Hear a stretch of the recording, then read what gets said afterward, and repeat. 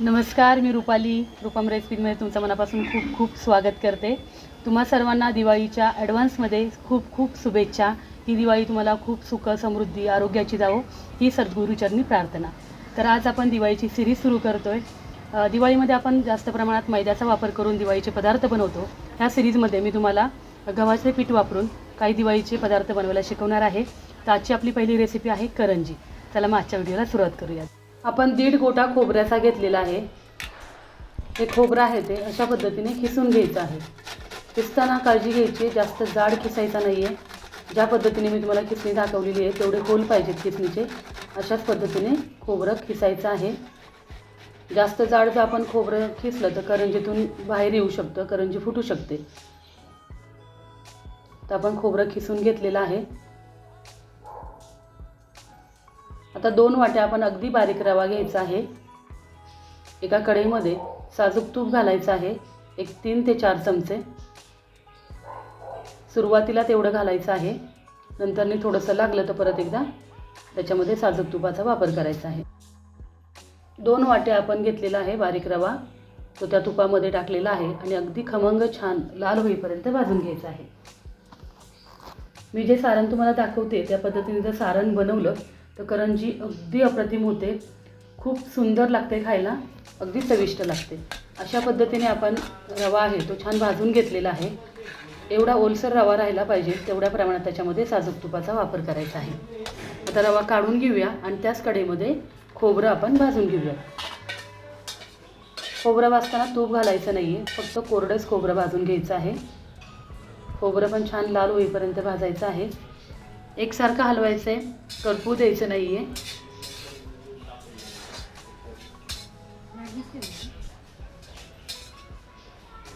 खोबरं पण भाजून झालेलं आहे. आता काढून घेऊयात. रवा भाजलेला आहे त्यामध्येच खोबरं पण घातलेलं आहे. आता आपण काय ड्रायफ्रूट घेतलेले आहे त्याच्यामध्ये चारोळी, बदाम, मनुके, पिस्ते, काजू हे सर्व जी गरम कढई आहे त्याच्यामध्ये ठेवायचं आहे. म्हणजे ड्रायफ्रूटला पावसाळ्यामध्ये थोडासा ओलसरपणा येतो, तो निघून जाईल. खोबरा आणि रवा छान मिक्स करून घेतल्यानंतर त्याच्यामध्ये 2 ते 2.5 चमचे खसखस भाजून बारीक करून टाकायची आहे. अर्धा चमचा घालायची आहे जायफळ पूड आणि 2 ते 3 चमचे आपण घालायची आहे वेलची पूड. वेलची पूडमध्ये साखर आहे त्याच्यामुळे मी 2-3 चमचे टाकलेली आहे. अगदी थोडंसं चवीनुसार मीठ टाकायचं आहे. कुठल्याही गोड पदार्थामध्ये थोडंसं मीठ नेहमी घालावं, त्या पदार्थाला चव येते. आणि ड्रायफ्रूट आपण कढईमध्ये गरम करण्यासाठी ठेवले होते. गॅस सुरू करून गरम केलेले नाही आहेत, फक्त कढई गरम होती त्याच्यामध्येच ठेवले होते, ते टाकलेले आहेत. आता पिठी साखर टाकायची आहे. पिठी साखर आपल्याला 2.5 वाट्या टाकायची आहे. आता गोडाचं प्रमाण तुमच्या आवडीनुसार तुम्ही ठेवू शकता. काही जण गोड कमी खातात तर 2 वाट्या टाकले तरी पुरते. पिठी साखर छान याच्यामध्ये मिक्स करून घ्यायची. गाठी वगैरे असतील तर फोडून घ्यायचे आहेत. अशा प्रकारे आपलं सारण छान तयार झालेलं आहे. आता आपल्याला करंजीसाठी जे कवरिंग लागतं त्याचं पीठ मळून घ्यायचं आहे. त्यासाठी आपण इथं 2 वाट्या गव्हाचं पीठ घेतलेलं आहे.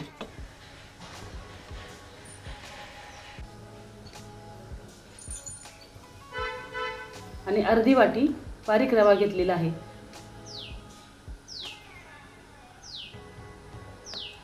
आता अगदी थोडंसं 1 ते 1.5 पळी तेल आपल्याला गरम करण्यासाठी ठेवायचं आहे. करंजीसाठी मोहन आहे ते कमी प्रमाणातच घालायचं आहे. चवीनुसार त्याच्यामध्ये थोडंसं पाव चमचा मीठ घालायचं आहे. व्यवस्थित मिक्स करून घ्यायचं आहे. माझ्या हातात जो चमचा आहे त्याच चमच्याने मी मोहन घालणार आहे. तेल गरम झालेलं आहे. अगदी छान कडकडीत गरम करायचं आहे.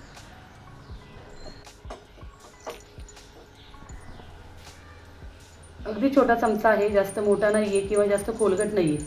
1.5 चमचा आपण तेल घातलेलं आहे. तेल घातल्यानंतर व्यवस्थित मिक्स करून घ्यायचं आहे.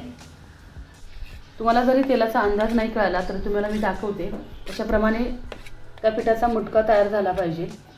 जास्त ओलसर पण नाही पाहिजे, थोडंसं ड्रायच पाहिजे.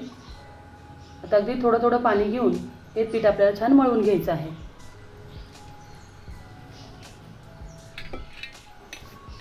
जास्त पातळ करायचं नाही आहे, घट्टसरच मळायचं आहे.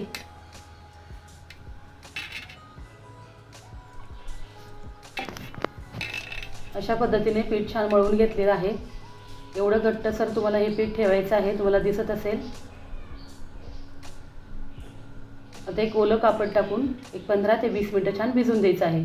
रवा घातलेला आहे त्यामुळे 15 मिनटं आपल्याला हे पीठ भिजण्यासाठी लागणार आहे. रवा आपण बाइंडिंगसाठी घालतो त्याच्यामुळे अगदी थोड्या प्रमाणात आपण रव्याचा वापर केलेला आहे. आता हे पीठ एकदा छान मळून घ्यायचं आहे आणि हलकंसं मिक्सरमधून आपल्याला हे पीठ फिरवून घ्यायचं आहे. रवा घातलेला आहे, रवा असा जाडसर राहू नये किंवा करंजीला असा वरती दिसू नये म्हणून अगदी हलकंसं मिक्सरमधून अशा पद्धतीने थोडंसं फिरवून घेतलेलं आहे. असे छोटे छोटे गोळे करून मिक्सरच्या भांड्यात टाकायचे आहेत आणि अगदी हलकंसं फिरवायचं आहे.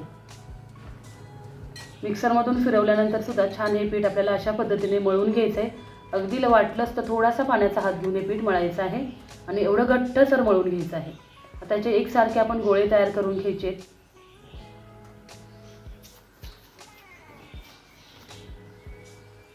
आपण जे सर्व प्रमाण घेतलेलं आहे, किती किलो करंज्या झाल्या हे सर्व मी व्हिडिओच्या शेवटी तुम्हाला सांगणार आहे. अशा पद्धतीने आपण गोळे तयार करून घेतलेले आहेत. आता आपण हा कॉर्नफ्लॉवर घेतलेला आहे. कॉर्नफ्लॉवरच्या ऐवजी तुम्ही तांदळाचं पीठसुद्धा वापरू शकता. अनारशासाठी आपण तांदळाचं पीठ तयार करतो अगदी बारीक, त्या पद्धतीने पीठ तयार करायचं आणि त्याच्यामध्ये अशा पद्धतीने तूप घालायचं. तो साठा पण आपण वापरू शकतो. पूर्वी तोच साठा वापरून पुडाची करंजी बनवली जायची. एवढा पातळसा हा साठा तयार करायचा आहे. आता आपण जे गोळे बनवलेले होते त्यातला एक गोळा मी घेतलेला आहे.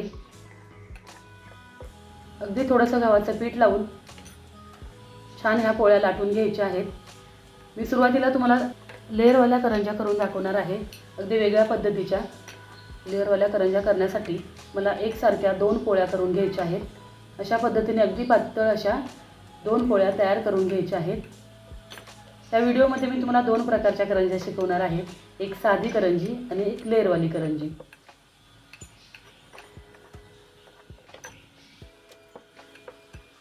अशा पद्धतीने 2 पोळ्या आपण लाटून घेतलेल्या आहेत. एवढा पातळ आपण ह्या पोळ्या लाटलेल्या आहेत. अगदी व्यवस्थित पोळपाटावर पसरून घेऊयात आणि त्यावर अशा पद्धतीने साठा लावायचा आहे.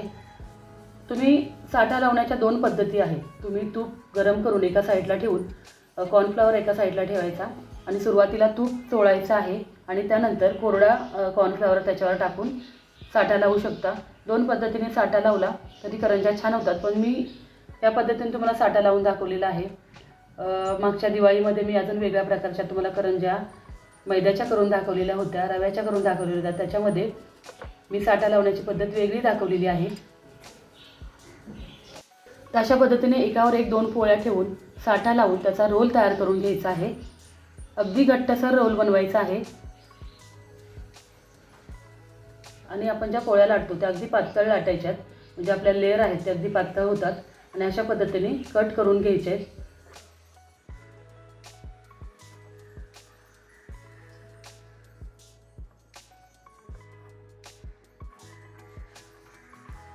अशा पद्धतीने आपण पुडाच्या करंज्यासाठी हे गोळे तयार करून घेतलेले आहेत.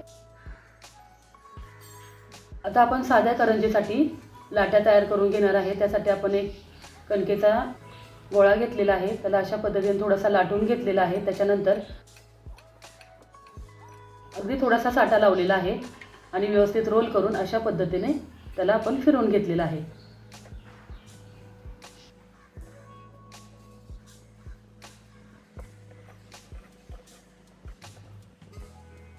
अशा पद्धतीने त्याचे आपल्याला गोळे तयार करून घ्यायचे.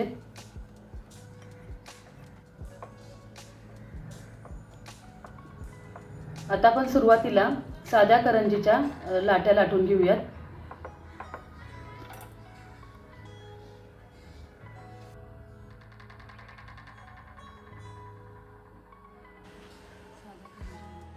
थोडंसं गव्हाचं पीठ लावून आपल्याला अशा पद्धतीने त्या लाट्या लाटून घ्यायच्या आहेत. जास्त जाड ठेवायच्या नाही आहेत आणि जास्त पातळही ठेवायच्या नाहीत, मीडियम लाटायच्या आहेत.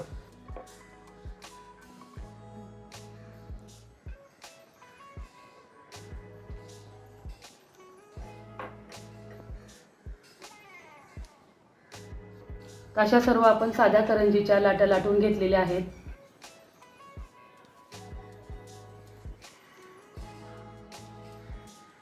आता आपण पुडाच्या करंजीसाठी लाट्या लाटूयात। अशा पद्धतीने लेअरची जी बाजू असते ती वर ठेवून थोडंसं हलकंसं प्रेस करायचं आहे आणि अगदी हलक्या हाताने अशा पद्धतीने त्या लाट्या लाटायच्या आहेत। लेअर आहेत ते जास्त दबले गेले नाही पाहिजेत, अशा पद्धतीने लाट्या लाटून घ्यायच्या आहेत। तुम्ही जर पहिल्यांदा बनवणार असाल तर साठा लावण्याची पद्धत मी तुम्हाला सांगितलेली आहे ती दुसऱ्या पद्धतीने लावा। म्हणजे एक लाटी लाटून त्याच्यावर थोडंसं साजूक तूप लावून आणि नंतर आपण थोडासा कोरडा कॉर्नफ्लॉवर फिरून मग त्याच्यावर दुसरी पोळी टाका आणि त्याला परत एकदा तूप लावून परत कोरडा कॉर्नफ्लॉवर लावून ती लाटा, म्हणजे तुमचे लेअर चांगले फुटतील। अशा पद्धतीने सुरुवातीला आपण लेअरवाली करंजी करूयात। तर मी अशा पद्धतीचा साचा घेतलेला आहे, त्याच्यामध्ये आपण जी लाटी लाटलेली आहे ती टाकलेली आहे। त्याच्यामध्ये अगदी भरपूर असं सारण भरायचं आहे, अगदी व्यवस्थित प्रेस करून सारण भरायचं आहे आणि दोन्ही साईडला अगदी व्यवस्थित पसरवायचं आहे। आणि त्यानंतर जी आपण लाटी लाटून घेतलेली आहे त्याला थोडंसं पाणी लावायचं आहे, म्हणजे करंजी आपली आहे ती छान चिकटते, तेलामध्ये टाकली तर फुटत नाही। आणि अगदी अशा पद्धतीने त्याला प्रेस करून घ्यायचं आहे। तर आपली ही करंजी छान तयार झालेली आहे। किती छान गुबगुबीत अशी तुम्हाला दिसत असेल। भरपूर सारण घातल्यामुळे करंजी अशी खुळखुळा होत नाही, अगदी छान भरगच्च राहते, मस्त दिसते की नाही। लेअर पण दिसत आहेत तुम्हाला, ते लेअर तेलामध्ये टाकल्यानंतर छान फुटतात आणि अगदी कुरकुरीत करंजी लागते। तशाच पद्धतीने सर्व करंज्या आपण तयार करून घेणार आहोत। अगदी सोपी पद्धत तुम्हाला मी दाखवलेली आहे, कोणीही करू शकेल। अगदी नवशिक्यासुद्धा ह्या करंज्या अगदी सहज करू शकतील, अशा पद्धतीने मी सर्व तुम्हाला रेसिपी दाखवलेली आहे। अशा पद्धतीने सर्व करंज्या आपण करून घ्यायच्या आहेत। आता करंज्या आपण तळून घेऊयात। तळण्यासाठी आपण एका कढईमध्ये तेल टाकलेलं आहे। तेल चांगलं गरम होऊन द्यायचं आहे। गरम झाल्यानंतरच आपण करंजी आहे ती तेलामध्ये टाकायची आहे। सुरुवातीला आपण पुडाची करंजी तळून घेतोय, तर त्यासाठी तेल गरम करायचं आहे। गरम झाल्यानंतर गॅस बारीक करायचा आहे आणि बारीक गॅसवरच ही पुडाची करंजी तळायची आहे, म्हणजे पुडाच्या करंजीचे पूड आहेत ते चांगले सुटतात। आणि भरपूर करंज्या तेलामध्ये टाकायच्या आहेत, 2-3 करंज्या नाही, जास्त करंज्या जेवढा तुम्ही टाकतील तेवढे पूड चांगले फुटतात। म्हणजे कढईमध्ये छान गर्दी करायची अशी, म्हणजे पूड आहेत ते रिकामे होतात।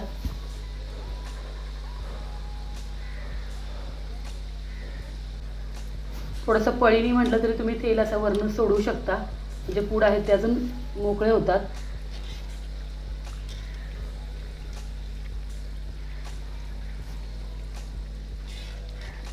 अगदी मीडियम गॅस करून करंज्या छान तळून घ्यायच्या आहेत।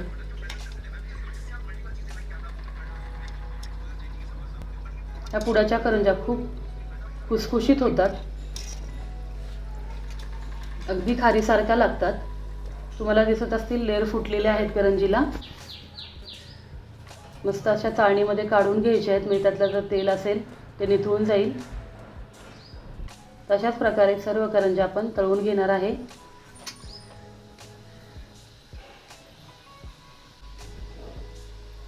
सुरुवातीला आपलं तेल थोडंसं जास्त गरम झालेलं होतं, त्यामुळे लेअर कमी फुटले।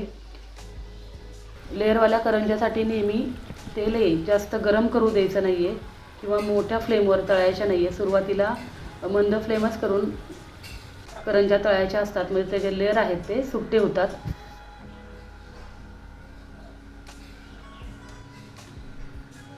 तर अशा पद्धतीने सर्व आपण साध्या आणि पुडाच्या करंज्या छान तळून घेतलेल्या आहेत।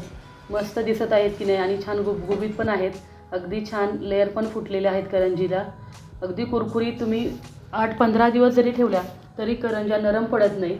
करंज्या नरम पडू नयेत म्हणून आपण त्याच्यामध्ये रव्याचा पण वापर केलेला आहे। माझी रेसिपी तुम्हाला कशी वाटली नक्की दिवाळीला ह्या ट्राय करा आणि मला कळवा।